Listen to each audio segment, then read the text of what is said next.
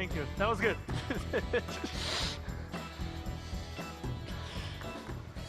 All right. Welcome, F.A. Thank you.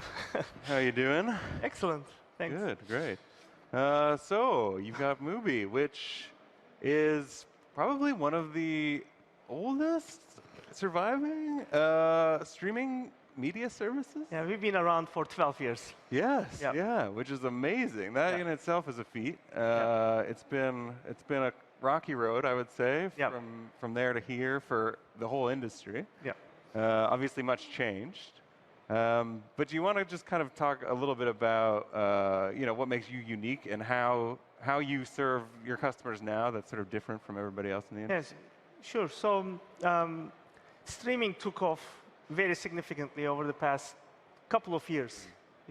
10 years ago, the consumer experience when you wanted to watch a movie was you get in your car and drive down to the nearest Blockbuster. Yeah, right? That was just 10 years ago. Yeah, wow. And of course, in a world where sort of Netflix really won the game, in order to survive in a world where Netflix exists and then now Amazon and Apple and Disney and so on and so forth, you need a very clear differentiation, right? And our differentiation as a young, small independent startup is we are a curated platform. So we handpick every single film that we show. Right. But curation is sort of like, I mean, Netflix uses curation a lot, right? They curate your homepage or your feed. So the word is used a lot. Yes and no. I mean, they rely obviously a lot on algorithms, which when it comes to film doesn't quite work. I mean, look, based on metadata, I can identify, for example, that you like Eastern European films from 80s with murder and sex in it, right? And I can give you 2 films with that category, and one you would like and the other one you would completely hate. Right. So algorithms is very difficult to get. Unlike music, which works, it doesn't work with film. So that's why you're really frustrated, and with this incredible amount of choice of content that you're overwhelmed with, and you often have a very bad experience in searching, finding something you want to watch, right? So what Mubi is, I mean, our model is we only show 1 film a day. Each film stays for 30 days, so there is always 30 films you can watch, right? Every day 1 film comes, 1 film goes out. So it's a constantly rotating library of amazing 30 films. It's like your favorite video store, the staff's picks. Right. You go there, you don't care if they have thousands of DVDs. There is a knowledgeable girl behind the counter. You go and you ask, you're in the mood for, I don't know, an action or romantic comedy. She picks a DVD from the staff's picks. You've never heard about the movie often. You trust, you go home, you watch it, you're delighted. Right. And you go back to the same girl. I mean, Mubi is that girl behind the counter. And that's kind of like, so I think that's an interesting thing, because you mentioned Blockbuster. Like, that was a part of what they offered, right? Like, to varying degrees of success, depending on who's working, I guess. But it wasn't that part of the experience that people sort of rebelled against when they turned to streaming services, right? It was like that's a convenience feature. Yeah. And that went away along with the distribution method and everything else. But you found a way to kind of like bring that back and reintroduce it. Well, it's working. I mean, people. How well is it working? It's working really well. Yeah. I mean, it's been Mubi has been quite a long journey, right? I mean, we've been around for 12 years. The first 7, 8 years was very challenging. We were trying to become a Netflix for independent film. Right. At some point, we realized that that's too niche of a market to really scale. Okay, so Mubi is about great cinema, and great cinema is. First of all, we only focus on movies, whereas the rest of the ecosystem shifted heavily towards TV series, which is actually a much bigger business. Yeah. We focus on movies, and it's great cinema, and great cinema is also studio. So we started to also show much bigger films. I don't know if you've seen Joker recently, but that is a film as big as it gets, and it's pure cinema, and belongs to Mubi. So we actually started to appeal to a much wider audience over time. And yes, over the past 3, 4 years, things have been doing really well. So I have a sort of a side question, but you mentioned Joker is cinema, right? So Yeah. just I'm curious, what do you think of Scorsese's comments on kind of Marvel and that not being cinema? Yeah, I have a lot of respect for Scorsese, and I completely agree with him that what Marvel produces is pure entertainment, and it's not cinema as we would describe it. And that's what Mubi focuses on. So you won't see any of the Thor movies or whatever on Mubi? No, like you will never see Transformers 4 on Mubi because that was a bad film. And what about Bumblebee though? That one was kind of... But you see, like, this is, I think, important, and this is the key differentiator. In a world where no one stands for anything, we stand for something. We say, this is a good film. Right. And I think that's really refreshing, and that's why we were able to really survive and grow next to these guys. I mean, I'll give you an anecdotal example. Look, we raised only $25 million. Right. That's like 2 episodes of The Crown. It's not even a season. No, yeah. You know, like, I think it's most rounds we get are that size, the earlier rounds, right? Yeah, and like that's just one round. For yeah, and Netflix is going to spend this year $13 billion on content. And they're going to burn $3.5 billion. Like burn as in cash coming in or cash going out, which is a key metric. Anyway, so this is a very difficult business to crack as an independent, because all these other guys who really managed to survive and grow, their legacy business was doing something else. Right. Like Netflix was an incredibly successful DVD rental business when they got into this. They already had more than 10 million subscribers who were paying them $14.99 a month on average. Yeah, and they tried to take them off the balance sheet, and they realized, no, we got to put them back in because it makes too much of a difference. Yeah, and they were already generating a few $100 million in free cash flow. Amazon makes their business doing something else. Apple is something else. Disney makes Marvel movies. So all these guys could afford to put billions of dollars in play. So as a young startup, this is a very difficult business to crack. So that's why you've seen all these streaming companies and VOD companies over time coming and going. Yeah. And only a very few really survived. So then, I mean, you've talked a bit about how you did it, but give us some real specific advice about how you actually managed to make it both sustainable and still operate in that same field where they're spending, like, just how did you rein in spending? How do you allocate where you put money? So if you think about our model of showing only 1 film a day, I show only 365 movies a year. Right. I don't need tens of thousands of hours of content. So that's one. 2, I'm licensing only 30-day windows instead of the whole year. So instead of spending, say, in a place like Germany, $200 million a year on having a Netflix equivalent library, I need to spend $2-3 million a year, and I can show you 1 great film after another. Right. So that business model advantage is key. Yeah. We are incredibly efficient with that. We spend right now about $18 per subscriber on content in a given year. Yeah. Netflix spends more than 90. Okay? Even at their scale of 150 million subscribers. Okay? So that's one. 2, we are a small, very product engineering-driven team, and we built everything in-house. Oh. And our infrastructure cost is incredibly low. We even built our own CDN. I mean, who does that except Netflix and Google? So our infrastructure cost is about $4 per subscriber per year, whereas Netflix is about 10. Anyway, so we are a very lean machine, and our gross margin is 64%. In this business, that's insane. Yes, I mean, Netflix is less than 20. Spotify is less than 10, right? So that allows us to really grow a very healthy, meaningful business. And today, Mubi is cash flow positive. Wow, yeah. That is a rarity. I mean, that's a dream for a company. So when you're cash flow positive, it's amazing because we are, the revenue growth is, over the past 3 years, we've been growing our revenue more than 70% year on year, every year. And it's like tens of millions of dollars in revenue. So it's not like a few hundred thousand. And is that all coming from It's all coming from subscribers. So when you have a business that is growing, and last year we more than 100% growth. When you have a business that is growing 100% plus, and you're cash flow positive, because you could raise a whole bunch of money and burn a lot of money to grow top line like that. But to grow like this profitably is really incredible. So when that happens, something really incredible happens in an organization when you're cash flow positive and you're growing fast. You really start thinking long term.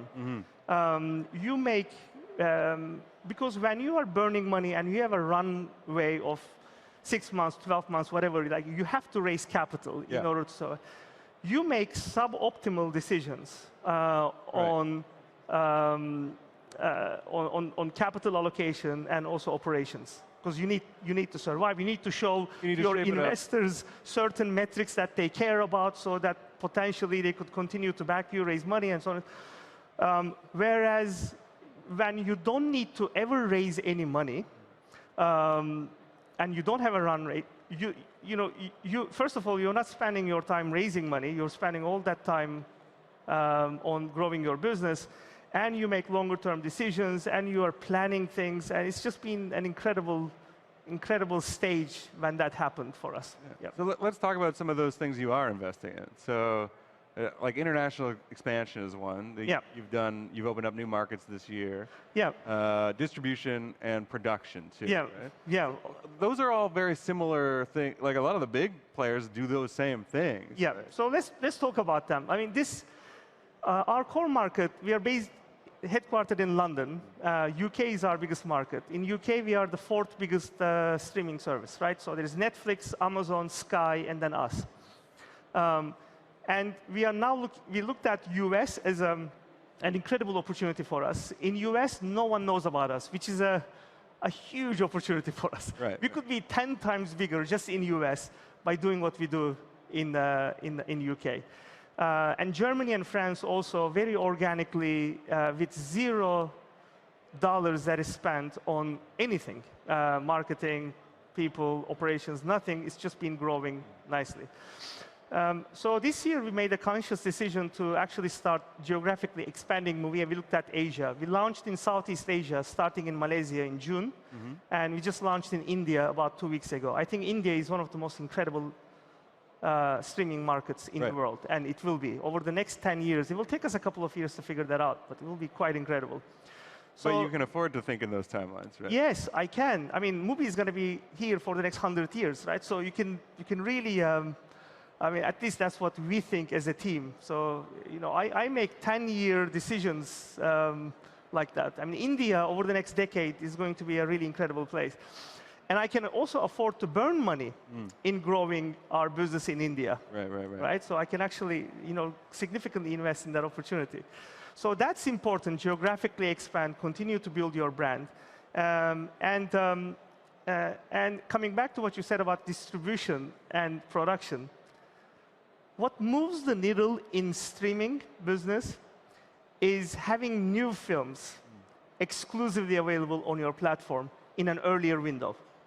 So if I had The Irishman on Mubi right now, that's when you take off. Having even The Irishman 3 years from now on your platform, so these are kind of movies that we have. I mean, we are showing all the best films after their theatrical and pay TV window on Mubi.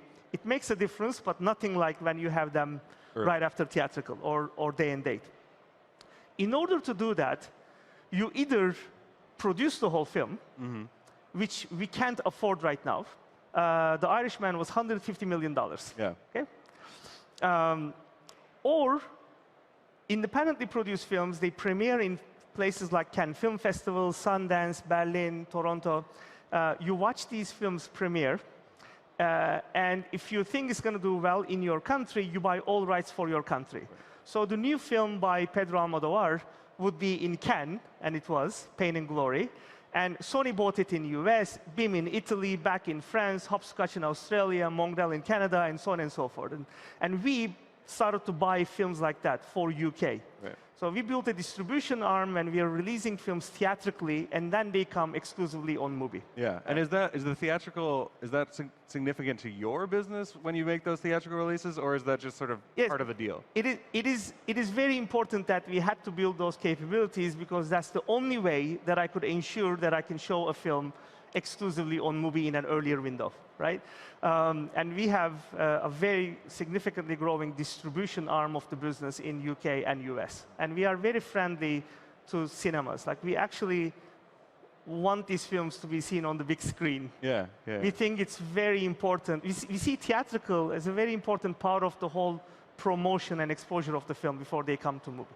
And also, in the mind of the consumer, if a film does really successful theatrically and comes onto Mubi, it's almost like it's more premium. If I just put it straight on Mubi, was there something wrong with this film? It doesn't have that qualification first. Yeah. But eventually, we have to be producing. Right. In order to create a meaningful differentiation, you have to be producing your own content. So we started to actually produce. This year, our one production, we just got the call from Sundance, as you might know. So our film is selected to compete in Sundance, which is insane. Yeah. In this, 3,000 films apply. They chose 16 films, and our film is one of them. Great. So I think over the next couple of years, we are going to be playing more and more in this field, and eventually, we want to be producing something like The Irishman. But how does that affect your cost mechanics? Does it really? Because it seemed like you've achieved, cash flow positive balance sheet. So does it really throw a wrench into that when you start looking at the cost of production? No, because the value that these films can create for Mubi is very significant. I mean, look, and it's existential. I'll give you an example. One of my favorite films last year was The Favorite. This film, I will never be able to show on Mubi, no matter how much money I put on the table. Right. Because Fox, who produced this film, who's now owned by Disney, is not going to license this film to anyone. So I won't be able to show Netflix also, no matter how much money they put. Yes. And if I want to show Yorgos Lanthimos, who's the director, Yorgos Lanthimos' next film on Mubi, I have to produce it. That film was about $20 million budget. I can do the math on the incremental number of subscribers that could bring, and how, if I had the $20 million and I could finance that film, I should. Right. I mean, because if you look at our unit economics, people pay us $11 a month. That's our price point. €9.99 euros, £9.99, $10.99 in US. And they stay on average 14 months on Mubi at the moment. Okay, that's your retention? That's our retention, which is really healthy. It's about the same with Spotify, which is really cool. Because Spotify is like the gold standard in premium subscription. No one cancels their premium subscription on Spotify. And my gross margin is 64%. You do the math. We have $90 to $100 lifetime value on the customer. Okay? And it costs us at the moment about $20 to acquire our customers. That's our customer acquisition cost. Yeah? It's incredibly healthy numbers. So if I had content like that, the unit economics works in such a way that I could really scale this business. But you can't do it also with one. You need to do it with a couple. So you need to really deploy about $100 million a year at our stage on content. But we are getting to a stage where we will be able to go raise that kind of capital over the next 12 to 18 months. And we can see a very clear path to how we can generate a very significant return on that investment, which I'm obsessed about. Like, if you... It's clear. I mean, return on invested capital is what we look at. The number one rule of business is to stay in business. It's not growth. It's not stay afloat until you're acquired. Yeah, without growth, you won't be able to raise capital. I totally get it. But you need to be in business first before you do anything. So every decision that we make, from paid acquisition to a partnership to launching in a new territory to a film that we greenlight, what is the return on this invested capital? That's great. I think we're out of time, but that's fantastic discussion. I think great advice for all the entrepreneurs here. So thanks very much. Thank you very much. Thank you.